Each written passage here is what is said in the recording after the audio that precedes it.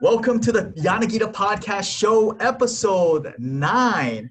Oh man, I'm in a special guest today, Blane Gaison, who is a former NFL player with the Atlanta Falcons, served as the director of athletics of Kamehameha School for over 25 years. Now, the executive director of the ILH, the Interscholastic League of Honolulu, and of course, my former boss at Kamehameha School, Maui, Blane Gaison. Blane, welcome to the show.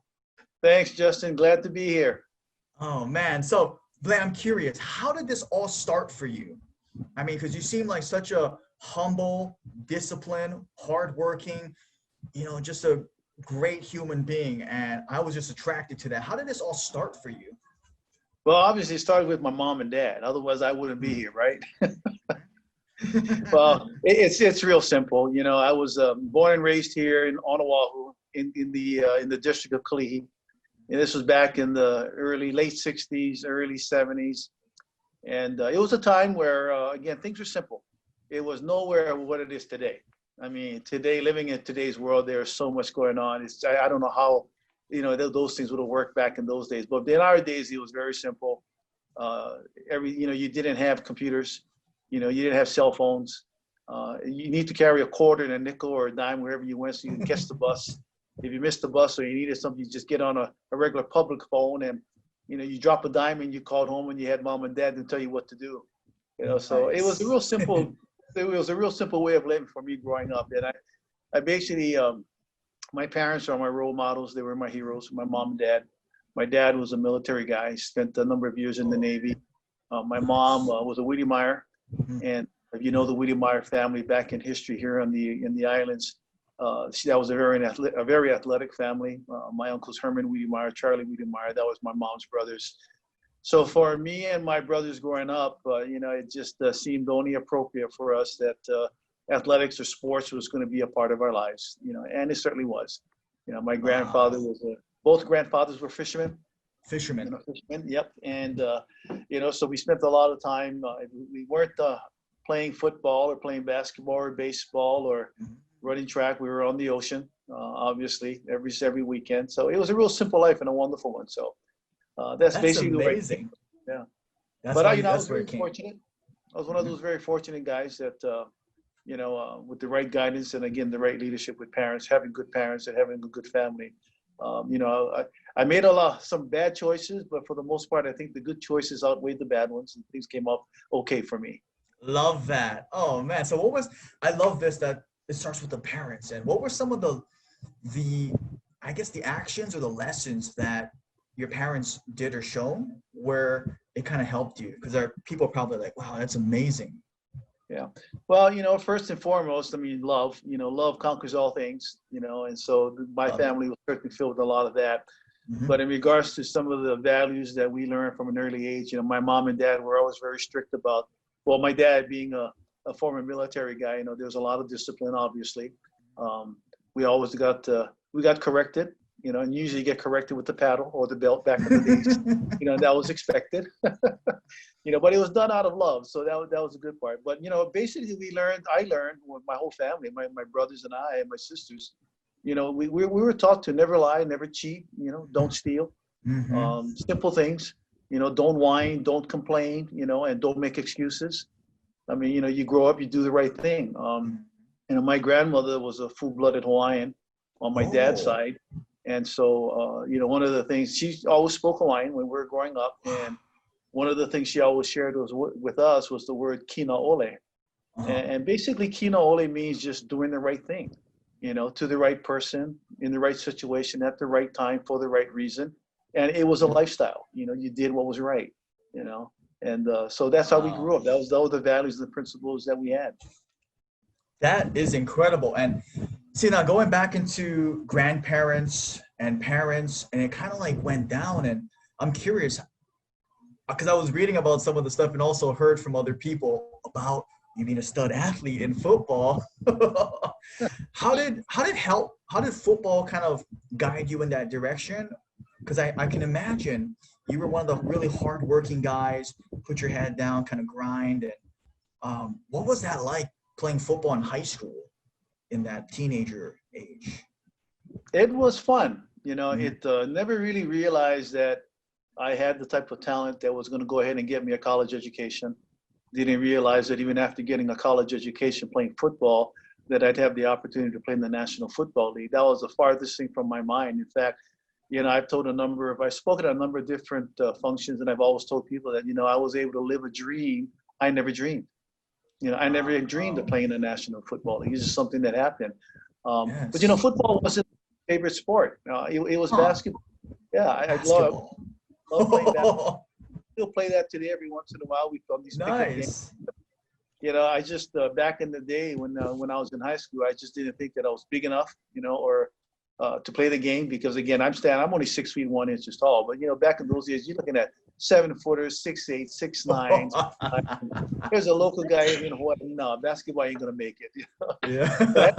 I had some wisdom, and my dad and my mom basically says, hey, I think you're a much better football player than you are a basketball player, because you just don't have that height. And they were right. So, proper guidance, good guidance, and again, making right choices, things worked out well. That's amazing. So wait, take us back to college. So after high school, I know you won some awards there, and then college happened, and you went to school for pre-law with a minor in secondary education. Mm-hmm. And how was that, balancing football and education? Because, that's a tough balance for a lot of athletes. Yeah, it wasn't easy. Mm-hmm. It wasn't easy at all. Trying to be I was under scholarship at the University of Hawaii. Very, very fortunate to have had that opportunity. And then, playing football was basically the vehicle for me getting my education. And I wanted to make the best of it. Again, coming from a dad that was very militaristic, very disciplined. I learned that was a key part of the success that I've had, was just making sure that I had all my ducks in order. I made sure that I crossed all my T's, dotted my I's. And it just started from basically good habits that I acquired growing up. First thing in the morning when you get up, you make your bed. You make your bed before you leave the house. It was very simple. When you do all the simple things that you needed to do, and you took care of business first. As soon as you go to school, you come home, you get your homework done. And then after you get your homework done, try to get some of it done, then you can go to practice. After practice, you're right back home, you take a shower, do your chores right back in the finishing up your homework, and then by 9 o'clock, you're in bed. It's real simple. See that? I love that. And that routine kind of followed you throughout college? Yeah, I did. When I was, the timetables changed a lot because, during the course of playing football, there were a lot of meetings. Yes. So you would have your practice. So you'd go to school in the morning or whenever you basically schedule your courses. But then you always had the afternoon free because you had to make sure you took care of your obligation playing football. And so, we'd have our football practices. After football practice, we'd have our training table, and then we'd have our meetings after that. So by the time we actually got done with football, it would probably be about 8 o'clock or so, 8:30. And then after that, now you got to spend some time and make sure you got your education, your homework done, and in college, there's a lot of self-discipline. And so for me, it was pretty easy because, again, coming from a family with a dad that made sure we walked a straight line and did what we had to do. Priorities were number one for us. So I didn't have a problem with that. Going to the library and staying in the library till 12 o'clock in the night, to make sure I get my homework done. That was a given. I was there for a reason, and I wanted to make sure that I fulfilled my obligation, being under scholarship, and again, more so to myself, to my family, to get my education. Holy cow. So see, that's amazing. So that kind of led into graduating college with pre-law and a secondary in education. Mm-hmm. And from there, how did the NFL thing happen? Was that right after, or? Well, actually, as I said earlier, it was just something that I never anticipated. My whole goal was to go ahead, and I took the LSAT, which is the entrance examination for law school. Applied to a couple law schools, did get in, but then all of a sudden I get all these phone calls. I got invited to play in the Hula Bowl, the Japan Bowl, and next thing you know, I have all these NFL scouts that are calling, asking to meet. A couple of them came down to Hawaii to actually put me through the tryouts and do individual workouts. Because back in the day, they they had a scouting combine, which is the NFL combine, and they just had one of them. It was back in Tampa Bay, back in the days, and it was just one of those. Yeah. After that, and you didn't have the pro scouts going all over the place and having these combines at different colleges like they do today. Back then, you just had, they were out there. They'd watch film, check on you, see if you're capable, and if you got invited to the combine, then you're one of the lucky guys. The other teams seemed to be interested in my ability, and lo and behold, I was given that opportunity and took advantage of it. See, that's incredible. And like, what was that experience for you? Because people are probably listening, and that is such a rare experience to have, to be playing in the professional football league. And a lot of people listening to this, high school, college athletes, middle school, parents that are listening to this, probably like wondering, what was that like for somebody from Hawaii to go into that kind of environment and experience? What was that like for you? It was amazing. It was I wouldn't say it was a rude awakening, but it was just a totally different environment. Coming from Hawaii, where things are so family oriented, and you go out there, you do your very best, you love on everybody. Now you step into the National Football League, and it's a business. You find out that football is still a game when you get on the field, but there's a lot of business behind that, and a very lucrative business as well, because there's a lot of money that can be made. So, I was just enjoying the whole experience, knowing that here I was getting paid, money to play football, a game that I love, So, but the competition was fierce. I mean, the talent level is just unbelievable at that level. The competition is just day in and day out. And back in the day, not like today, we only had like about, I think it was 42 people on the roster. 42. So wow. Yeah, so it wasn't, making it in the National Football League wasn't an easy task. You would have maybe 200, tryout. I mean, not 200. You would have maybe 200 free agents that would try out on a weekend, and out of the 200, maybe 10 of them get invited to camp.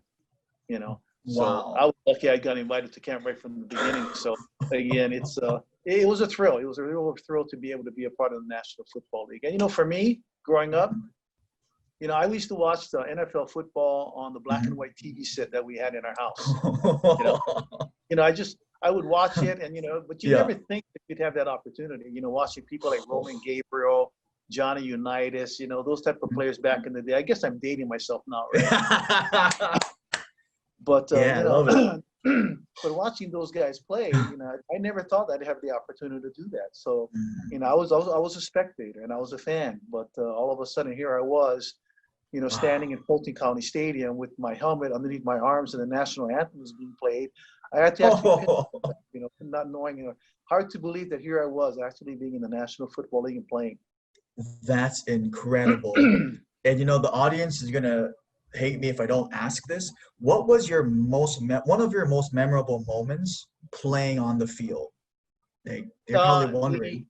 My first NFL football game. It was probably the most memorable one. Yeah, and the reason for that, again, it was a dream I never dreamed. But standing on the sidelines just prior to the kickoff, we had, even before then, we had gone out to the field to do our pregame stretching and our pregame warm-ups, and we were playing against the Pittsburgh Steelers.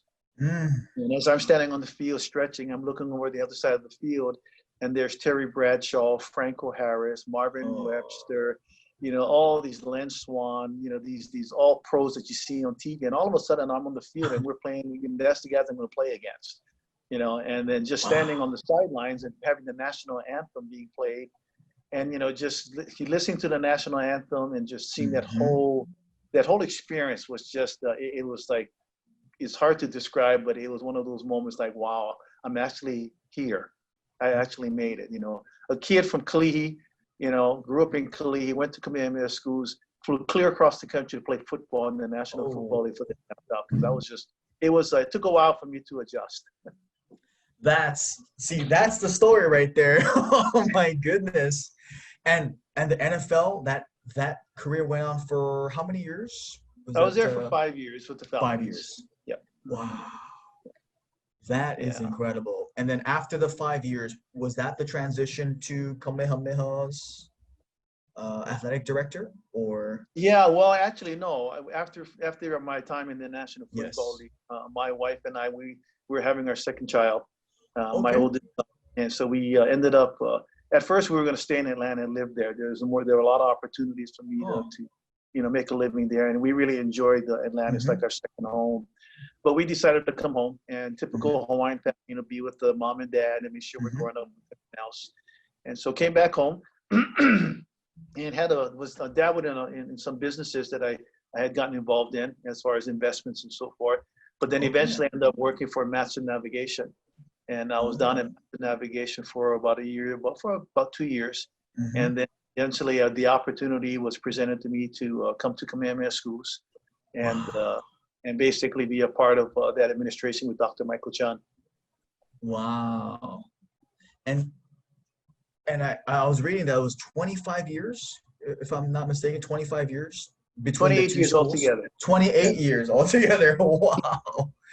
That's incredible. I mean, from the very beginning to, was that when Maui's location opened that you transferred over, or? No. The Maui location was already the whole school was already going by the time I got Going. there. Yeah. I was Wow. I stayed at the Kapalama campus for 25 years, and then 3 years over 25. in Maui. Yeah. Wow. And then what was the transfer, or like the inspiration to move to Maui? Well, Leanne De Lima, she was Okay. a year younger than me while we were in school at Kamehameha, and she Mhm. was the head of school at the Pukalani campus. And we would Kalani. always have our administrative meetings, and we just ran into one another and we talked. And Mhm. through just casual conversation, she had mentioned to me, I'd really love to have you come up to Maui, and be a part of our program. And I said, well, what do I have to do to get there? And, she thought I was joking, but I was really serious about it. And we had another conversation not long after that. And next thing you know, there was an opportunity. There was a change that was made there. There was a vacancy with the position. So I got a call to see if I would be interested in it. And basically, I flew over, had a meeting with her and the administration there, and the rest was history. Wow. So this was 2011, 12? Oh, was it? Oh, it was, when was it? Yeah, 11 or 12 Okay, nice. there. Wow. And in those 3 years, what was like one of your most memorable moments that you're kind of like, oh, okay, wow, this was, I mean, there's a lot, but Yeah. between the Um, sports, anything. yeah, like anything else, when you're Mhm. involved in athletics or you're involved in education, the kids is basically the goal. Being Mhm. able to make a difference and being able to have an influence on people's lives, and basically help young people become the very best that they can be, especially for me being involved in interscholastic sports. It was just a tremendous opportunity. Mhm. Again, to go ahead and share with kids from the island of Maui, which they're so different from here on Oahu. They were so open, willing, and strong desire to be the best that they can, hungry to be the best that they can. And so they were like sponges. What the things you would share with them, they would just soak it in and actually go out there and give it a shot. Not that the people over here didn't, but it was just a different community, a different culture, one that was welcoming, one that you really felt loved and appreciated all the time. Mhm. And see, going into that, talking about the influence and bringing people up, and I will always remember this because my fiance was the one who mentioned about the spot with the Kamehameha School strength coach, strength and conditioning position. And I remember thinking, oh, I wonder who the, athletic director who I'd be meeting with. And then I had looked it up and I was like, oh. And I remember thinking I didn't have the right credentials. I think it was like a certain certification or something like that. And then I just called and showed up anyway. And one of the things I really respect about you is like you're so humble. Like I was like, oh my gosh, like this guy is probably gonna, rip my head off or do something or say something. I walk in, it's like, hey young man, welcome, and yeah, so tell me what you got. Run me through some scenarios, like what if this and how would you train this guy? And we just kind of role played and sat and dialogued, and he just said, okay, well, I'll give you a call back if, and just this opportunity, 2015, it changed my life because before this, I was only working with maybe 3 or 4 athletes as a trainer privately. And it really opened my eyes in terms of like how to work with other people in like bigger groups, stuff like that. And I'm forever thankful that, you were like, okay, let's do this, let's give it a shot. And so I'm always thankful for that. That's why I always tell everybody. I was talking to Kevin O'Brien. We just Well, interviewed Alika. mhm. I was I'll telling sing. all of them, and they're such a great team over there too. And Mhm. oh, it was so humbling.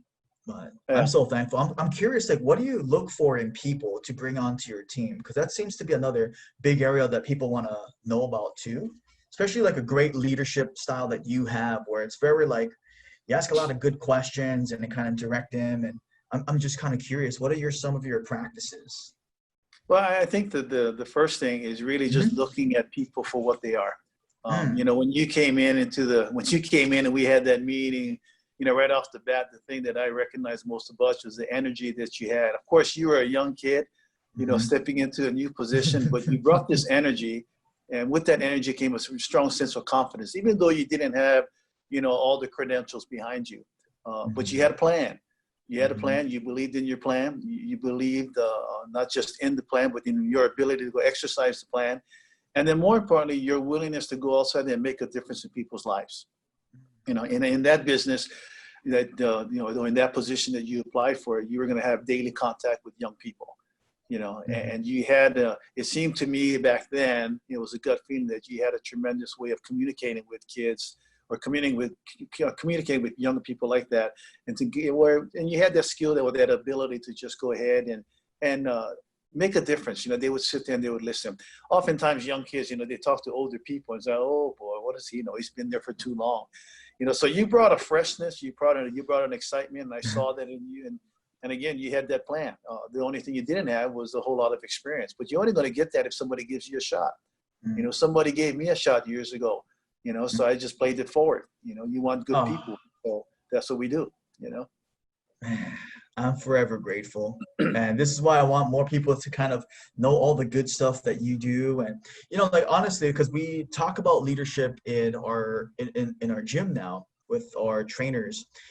And I give a lot of examples. And I always share your example of your leadership style as one of the best bosses that I had. You were so like tactically you knew a lot, and then also you gave me like a lot of free reign and autonomy to kind of create my own programs. And because at first I was thinking, okay, you're going to be exactly like these things, but it was more like, here's what we want done. You're probably going to work with these teams, can you figure out something? And I was like, cool, this is like, dang. And I didn't know how to explain it at that time, 5 years ago, but that was just so attractive, that type of leadership. And I was like, wow, that's why I keep talking about that. So I'm sorry. I'm just like fanning out right now. So for people listening, that really did change my life. And the course of the gym, the course of writing a book, the course of fighting sickness with fitness, none of that would have happened if that never happened, if he didn't give that opportunity, which I'm forever thankful for because of the people that we had the privilege to work with following that opportunity. So I love that. Pay it forward. And so now, and then your new adventure at ILH. What is that like? I know, especially now during this, situations. What are some of the things that are going on? I know with sports, there's probably some stuff can't mention yet, but what is it kind of looking like with the ILH right now? Well, it's not just the ILH; it's the entire state. Entire state. We're basically, on a holding pattern in Mm, regards to the future of Hawaii high school athletics, and it's been frustrating. mm, It's been very frustrating. But of course, the priority is always going to be the safety, of our mm-hmm, community, of our culture, of our state, and of course the lives that we represent. Is for us in the education system and the business that mm-hmm, we're in, working with young people's lives, that's always going to be our priority, is their number one safety. So athletics, for the most part, is really on the back burner. mm-hmm, Even though we we as people who work in this opportunity to provide, the student athletes throughout the state participatory opportunities in athletics, we are basically in the secondary part of it because it's education first, and that's how it should be. So right now the focus is on for most of the schools in the state, whether it's public or private, is to get things rolling so they can get the kids back in school. Once we do that, and once that's done, we're hoping that the athletics can follow suit and we can again go ahead and make it safe enough for the kids to go out and participate in athletics once more. But it's we haven't gotten the word yet. There's still a lot of things that are going on. In fact, I think we're we've been taking a couple steps backwards because of the spike in numbers again. I think we were at the right course. Things were moving, but according to the phases that we're looking at, we were at one time moving into the phase 3, and where we could actually get things rolling again. But after these past couple test results, it seems like we've fallen back to a phase 2. And by doing that, that means we can't be able to go out there and do what we want to do. So it's going to take some time. Again, I know that we have our government leaders that are making those decisions, people like Dr. Park and others that have been very, very, very helpful in regards to helping us with what we need to do. But we've been working quite diligently, throughout the state. And I'm talking about all the leagues, not just the ILH, the MIL, the OIA, the BIF, and the COI people. We've been working collectively to go ahead and put together contingency plans so that when we do start, our parents and our kids will be able to go ahead and get into an environment where, again, their safety is going to be first and foremost.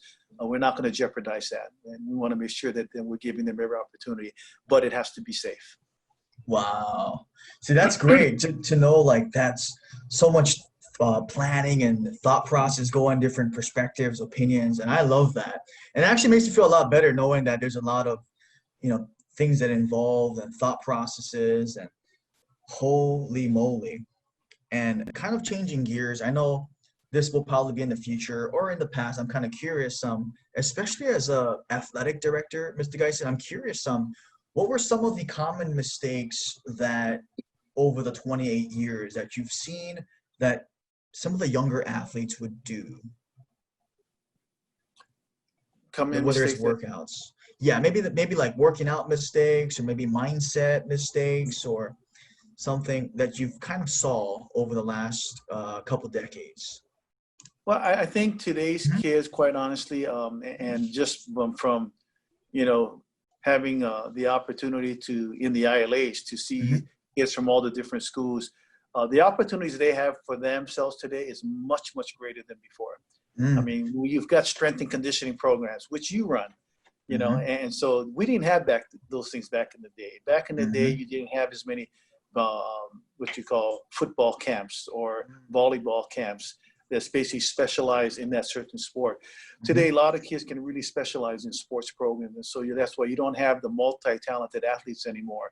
Majority of them are going to stick to one club sport or two sports at the most, and then you have all the clubs that are out there in volleyball and basketball and with soccer, and they travel throughout the world. So it's not like how it used to be in the past, where you would have seasonal athletes. They go from playing in the fall, then they play in the winter. You go from football to basketball to baseball or volleyball or wrestling, and then to track.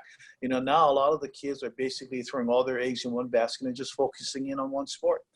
And they do a very good job of that. And the training program is totally different. What the colleges are looking for in high school athletes today is totally different from the past. But it boils down to, again, what the kids are learning in the high school level, having good coaches. And I think the coaches that are coaching in the high schools today, regardless of the sport, there's so much opportunities and so many ways to learn. And especially with, you talk about the computer systems that we have, being able to go ahead and communicate with people across the country, share ideas. So there's a world of lessons that are out there for people to learn, and again, to use the video as the training program. Back before, you never had those things. The video. Yeah, you never had those videos to see what you're doing and look at the mistakes. But now with modern technology, it's amazing, what these people can do with it. All the education, the YouTube, right? These are all like last 15 years in cell phones. So, going on that topic, staying on that, I'm curious, like, what, because of your experience also as an athlete and then also as a AD, I'm curious, what are some of the qualities that you see in maybe a sports team coach that that they can take their team to maybe MIL or the state champions, or to that next level and really bring out the best in the athletes? What are some of those qualities that you've seen from some of the coaches? Well, for every coach, the X's and the Mm-hmm. O's, everybody has that. All the Yes. coaches have X's and O's, and Mm-hmm. and that's expected in that position. Mm-hmm. But the key is really relationships. It's Relationships. knowing how to go ahead and develop those Mm-hmm. relationships between a coach and a player, between a coach and parents. For example, one of my mentors and one of the people that I always looked up to was Dick Tomey. He was my college football coach at the University of Hawaii. And Mm-hmm. he just had a way of just getting people to do their very, very best. And not just their very, very best, but we found out we ended up doing things we never thought we could do. And it's because he Mm-hmm. brought the best out of us. And he was very interested in us as Mm-hmm. people, Mm-hmm. And to tell you the honest truth, he was one of the first men in my life that ever says, he told me that he loved me.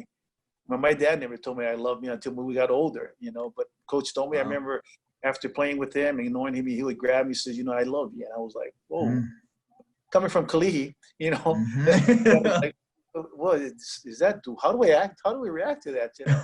But again, but it was because of relationships. He was a guy that I learned to trust. In fact, Mm-hmm. back in the day at the University of Hawaii, we were good because we had a coach that cared. He considered others as more important than himself, and he did everything in the world to make sure that we could be the very best that we could be. And that was Wow. relationships. And I think that's what's happening today with a lot of the schools and a lot of the Uh-huh. teams and the programs that are very, very successful. You Mm-hmm. look at these teams. I mean, everybody's got talent nowadays. I mean, there's a lot of great talent, whether you're talking about high school, college, or in the professional level. But how do you get all of that talent together and be a champion? And it's through those personal relationships that those coaches have. They're great leaders because they care. They're great leaders because they're examples. They're great leaders because they're willing Oh, to lead.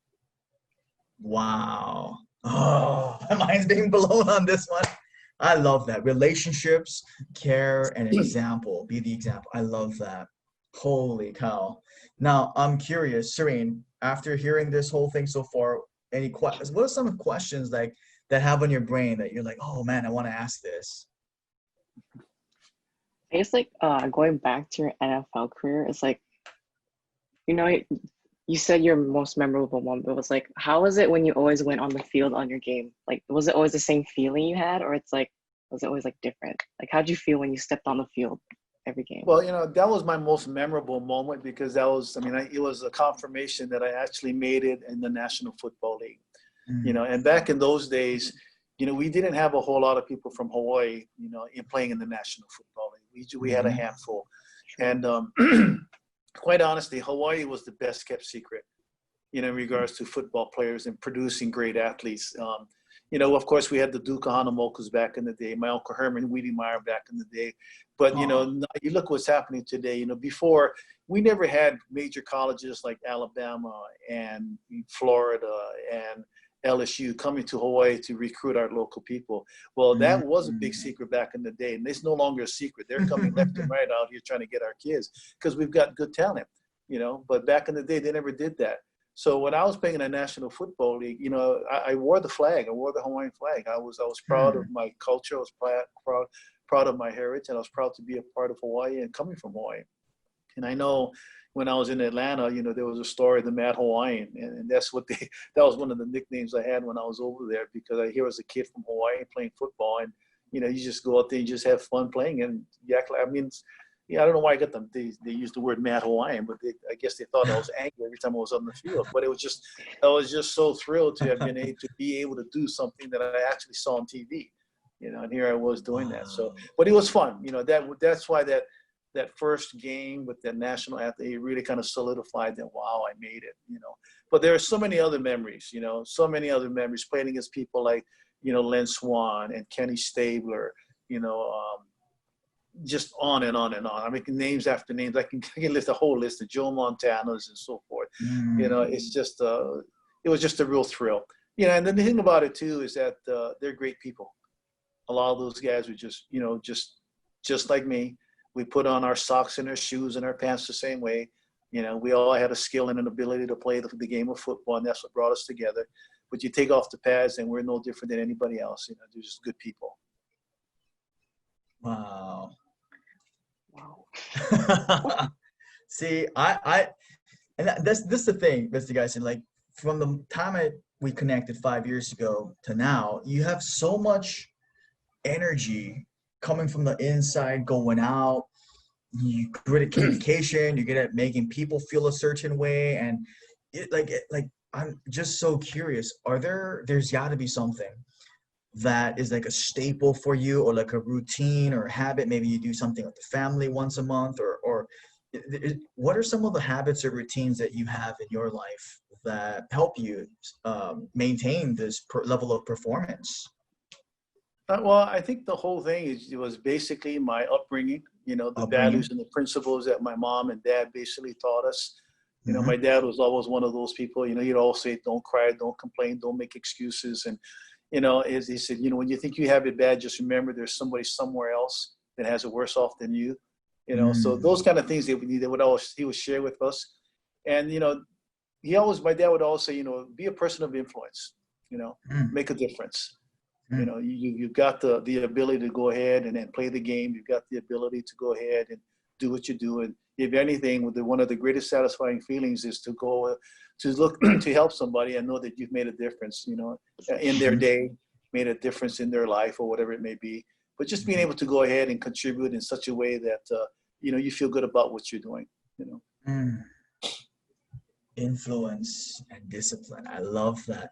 And, you know, going into self-discipline, because I love that word, and that what that means is, because I can't remember if it was you or Kevin O'Brien at that time. It was the whole lesson about doing things even if you're not feeling it, if it's for the greater good. And I, at that age, at 2021, I was thinking like, like that's so interesting. Like, so you don't have to be excited and fired up and motivated every day. Just consistently do it. And I think it was you're telling me that that's what discipline was. And I was like, or self-discipline, to do things consistently, even on the days that, you know, athletes might not want to do their homework, still do it. Even if you don't want to work out, still work out. And I just remember like that lesson was like, oh, wow. Like I remembered that. I was like, dang, it's so powerful. So yeah, powerful. Yeah, you know, that's one of the things my dad always shared with us too, was, you know, you need to do your very best even when you don't want to. Yeah. So you've got, that's what discipline is giving it your very best when you really don't want to, or when there's nobody watching, you know. And oftentimes, you know, people do, all of a sudden there's that burst of energy because somebody's watching them. But can you give your very best when no one's there? You know, can you do your very best when things are not going right? You know, oftentimes people are, you know, they'll just throw in the towel. I'll do this tomorrow. No, you know, you've got to make a commitment and stick to that commitment. And that's what we've learned. That's what I've learned. And, you know, when you talk about athletics, you talk about championship teams, you know, those teams are there because you've got people over there that made a commitment. They made a commitment and the sacrifice to go out there, and they'll do whatever it takes to get them to that point where they can be successful. And, you know, you're not always going to be successful. You're going to have those moments where sometimes your very best may not be good enough today, but you keep working at it. It may be good enough tomorrow or next week. But that's the goal, is to continuously work to find ways to improve and to get better. You know, oftentimes we have people that, you know, they get to the point where they become satisfied and that's it. They don't think they have to go any further. But I remember a saying that Coach Tomey gave us back when we were at the University of Hawaii. He said, show me a satisfied individual and I'll show you a failure. So don't ever be satisfied with it. You know. Nice. Wow. Show me a satisfied person and I'll show you a failure. Oh, wow. That's powerful. Continuously improving. I love that. That's what it's all about. Dang, this is what a treat that you know, you're spending this time, and thank you so much. And last couple questions. Serene, did you want to slip something in? I'm good. Yeah. So one of the questions I love Good. asking is, if you could go back to yourself, if you could visit yourself as an 18-year-old, what advice would you give to yourself at 18? Wow. Back at 18 years old. That's a long time ago. That's a very long time ago. I can't even remember what I looked like or what. You know, like anything else, you know, when you look back, you know, what you think about the question you just asked, I wouldn't change anything.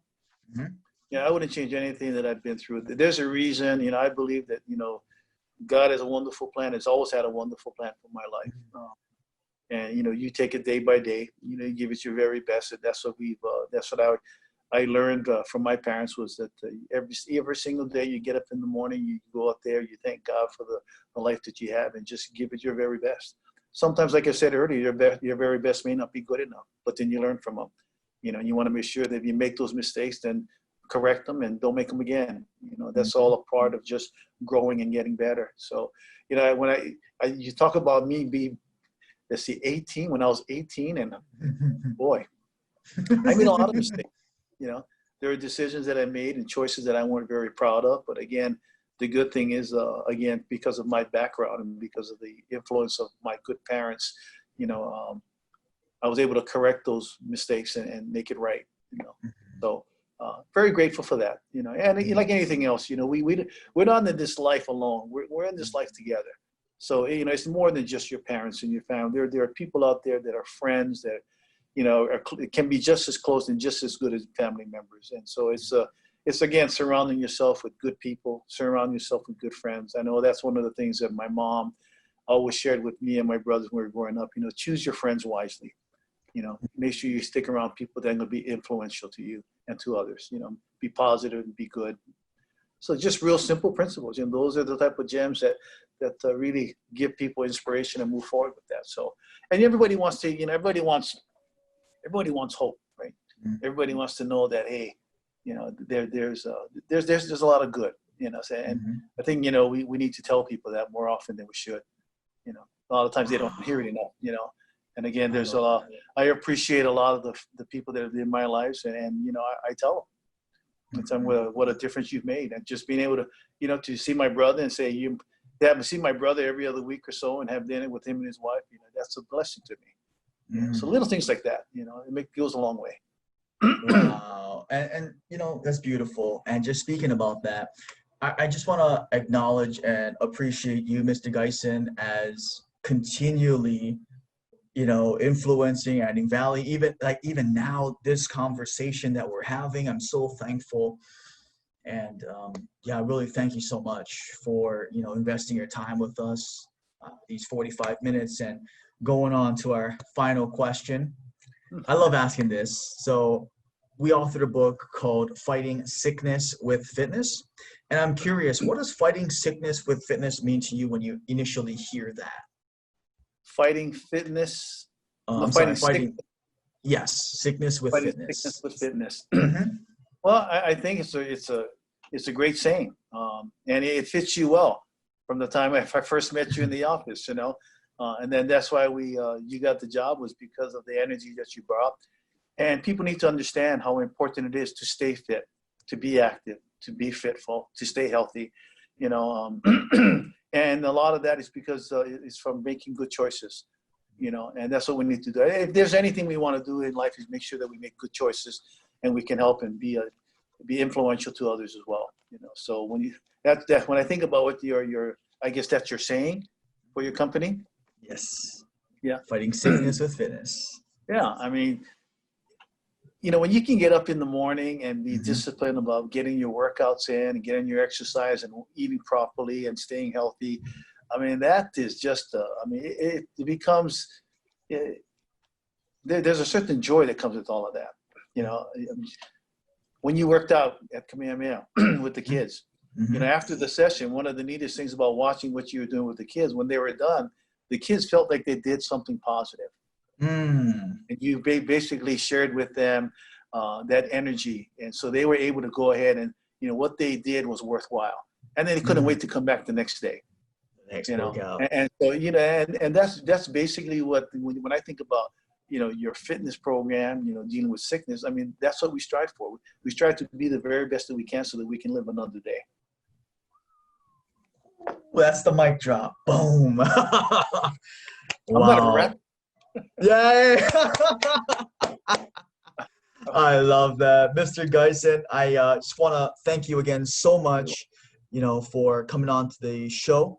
And was there any last thing that you wanted to share with our audience listening? And I'm sure some of our staff from Kamehameha are going to listen to this, and former athletes as well too, and parents, and also people who are going to be hearing this for the first time about you. Well, thanks for having me, Justin. I'm extremely proud of you, what you're doing, and the influence and what you're doing in the community up in Maui. I certainly love Maui. I certainly love everybody at Kamehameha Maui. I truly miss it a lot. I'd like to come back one day, just because my wife and I just really enjoyed our time over there. But for such a time as this, I'm here, doing what I need to do with the ILH over here. But again, I really appreciate the culture, the community, and the leadership, at Kamehameha Schools, and you being a part of that and seeing what you're doing now in the community. Not just at a school, but how you're reaching out into the community and the difference that you're making in the lives of people up there. So thank you for the work that you're doing, the sacrifices that you're making, and for being a positive influence. Dang, Mr. Gaison, I'm humbled and I'm so grateful. And thank you again for sharing your experience and your knowledge with us, and everybody listening at home or in your car. Until next time, stay healthy and keep on fighting sickness with fitness. And that's a wrap.